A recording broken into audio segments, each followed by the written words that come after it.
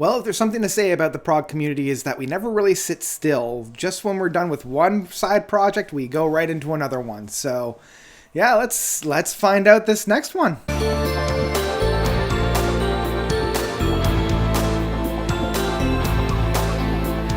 Rebirth by Antony Kalugin. So Antony Kalugin is a multi-instrumentalist, got his hands in a whole bunch of different pots, kind of a musician, hailing from the Ukraine, and of course my heart goes out to them. I hope that they can I hope that this whole situation with Ukraine is resolved, fairly soon.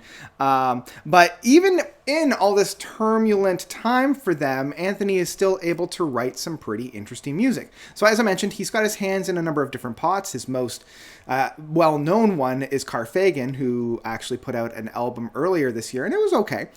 He's also got Sunchild, Hogwash, and Akio, I think it is. And yeah, so my boy is always working, always on the run, always doing something different. Back last year, he actually put out 2 albums under his own moniker, and one album back in 2020, which was very quickly followed up by the one in 2021. So the 3 albums, Marshmallow, Moondust, Stellar Garden, and Chameleon Shapeshifter, kind of all took on this shape of having like purely instrumental music in that sense. Marshmallow, Moondust, and Stellar Garden both had 2 tracks on them, ranging, in the 20-minute mark. Chameleon Shapeshifter was much more of a it was much more a collection of tracks that were kind of very loosely connected. And I feel like with the project of Rebirth, in this kind of setting, kind of taking on that same presentation, but having the moniker of Rebirth kind of at least primed my ear to be something new, something different, something exciting. And on the one hand, it is, but on the other hand, I do worry a little bit as if a lot of these tracks were kind of demos that just got a little bit of polish on them, like most of these tracks are well under the 10-minute mark. I think the longest one is the second track of Planets at 7 minutes. I just feel like most of these are ideas that Antony has that didn't really fit anywhere else within any of his projects. And, he wrote down the basic idea, started to flush out the ideas a little bit, but then didn't quite know what to do with them after that and just kind of let them be. Now, because of this and because of the runtime, this is one of the more longer stretches of music that he's put out. It does provide a really good snapshot of where Antony is currently in his musical writing sessions. And there are quite a number of items on here that are quite juicy and quite good. The 5th track of Solstice does a very good job at presenting a lot of these very interesting and overlaid moments with this very beautiful harmonization that goes on with it. It's very classic retro prog in that sense. Lots of moving pieces that come together as a whole. It's very bright, it's very colorful. It reminds me of some of the more joyous moments that we would hear from Marillion in the late 80s and early 90s, like very early Hogarth era. Lots of very luscious items and luscious feelings on there. The only problem is, like, at no point does it ever really coalesce into a tangible form. Like, it's always kind of navigating the landscape without getting too concrete. There's a lot of high notes, a lot of really fun essence by creating rhythms and moods there, but like there's a lot of rhythms and moods but no solid lead. Like the guitar will come up every once in a while and provide like a really interesting kind of texture and flavor, but at no point is the guitars or the keyboards or any of the other main players on the field really kind of taking the ball and playing with it all that much in that case. Now, I also kind of enjoy how some of these tracks do have a very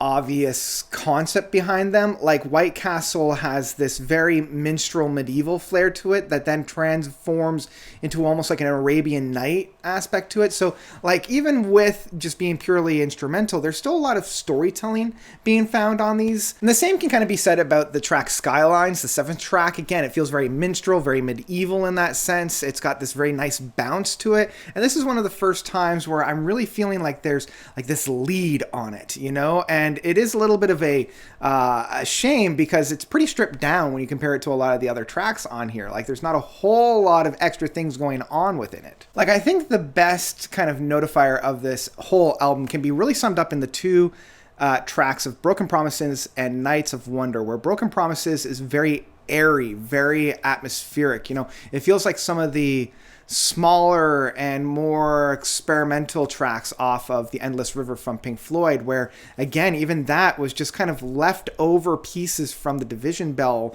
like jam sessions. And it never really coalesced. Again, I'm just repeating myself, coalesced into anything. It just kind of wanders the landscape, wanders around until we get to Nights of Wonder that have these moments, these select little pieces of really bright lights where it all kind of comes together in this very joyous, very optimistic sounds. And I really enjoy kind of that coming together and having this very like specific moment that like Anthony's like, here we go, I've got something here.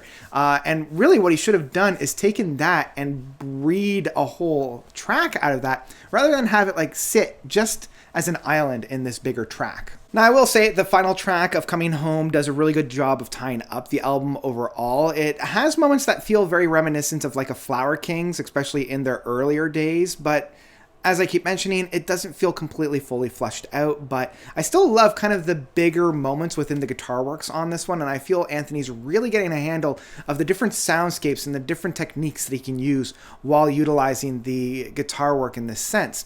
It unfortunately, much like his last work of Chameleon Shapeshifter, left me wanting more, and I feel like a lot of these ideas would have worked better in a 20-minute piece rather than being divided and subsectioned up, being their own little boys. I feel like this album would have really benefited by clumping a lot of these smaller pieces together as like a bigger track into the 15 to 20 minute mark that he did with the Marshmallow Moondust and the Stellar Garden. Because I do feel as though he didn't really improve upon the sounds that he did with Chameleon Shapeshifter, because that was the one thing that really elevated my enjoyment from like the Marshmallow Moondust and the Stellar Garden into the Chameleon Shapeshifter, because I could tell like there was a growth happening.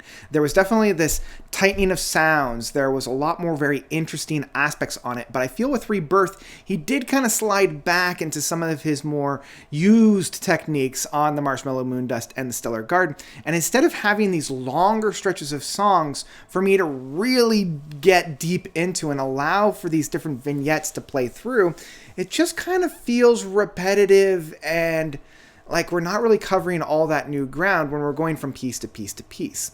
So unfortunately, Rebirth was a little bit of a disappointment, but even because of that, I was still able to put this on like late at night, or if I'm reading or if I'm doing something else and I just need some very pleasant music to allow me some really fun times. This is a very good expression of that. It's never very invasive for whatever it is that you're doing. At no point does it ever scream out like, hey, look at me. It's always very much subdued and always kind of in the background. And so because of that, it provides a very good background music in that sense. And, it's kind of sad that the best thing that I can say about this is that it's great background music, because who wants to hear that about their albums? But that's what this is. So in the end, I will say that Rebirth by Antony Kalugin is still one that I would stream. It's one that I would check out, especially if you're a fan of the, very symphonic retro prog outfits and you're looking for something a little bit new. If you haven't listened to Antony before, this is a very good introduction to his work, especially with these shorter pieces of music. You don't have to sit through 20 minutes if you don't really want to. You can kind of pick and choose some of your more tastier aspects in that. But because of that, I think that's kind of the biggest weakness of this album as well. So yeah, that's what I've got for Rebirth from Antony Kalugin. What did you guys think about this album? Did you love it? Did you hate it? Whatever you thought, please let me know by commenting down below. And that's all I got for you guys today. That's all I've got. So thank you all so much for watching. As always, you guys are definitely the best. And until next time, notes out.